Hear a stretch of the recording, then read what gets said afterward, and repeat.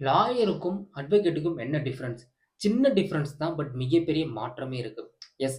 லாயர்ன்றவரு சட்ட ஆலோசகர். அதாவது நீங்க போயிட்டு நீங்க லாயர தான் நீங்க வந்து ஃபர்ஸ்ட்டு நீங்க போய் பார்க்க முடியும். அதுக்கப்புறம் தான் நீங்க அட்வொகேட் கிட்ட போ முடியும். இப்ப உங்களுக்கு ஒரு கேஸ் இருக்கு. அது எந்த ஒரு கேஸா இருக்கலாம். சிவில் கேஸா இருக்கலாம், மர்டர் கேஸா இருக்கலாம், வாட் எவர் இட்ஸ். அது நில தகராறு, எந்த தகராறா இருந்தாலும், நீங்க முதலா வந்து லாயர் தான் வந்து நீங்க அணுகணும். ஏன்னா, அவங்க தான் வந்து இப்படி கேஸ் போடுங்கன்னு சொல்லிட்டு உங்களுக்கு ஆலோசனை வழங்குவாங்க.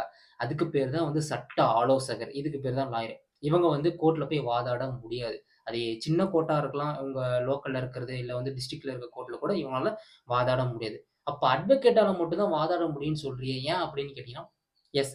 இவங்களும் வந்து லாயரா தான் இருந்திருப்பாங்க. அட்வொகேட். பட் அவங்க வந்து பார் கவுன்சில்ன்னு சொல்ற ஒரு கவுன்சில்ல வந்து ரிஜிஸ்ட்ரேஷன் பண்ணி, அவங்க வந்து அப்ரூவல் குடுத்ததுக்கு அப்புறம் தான் வந்து அவங்க அட்வொகேட்டா மாற முடியும்.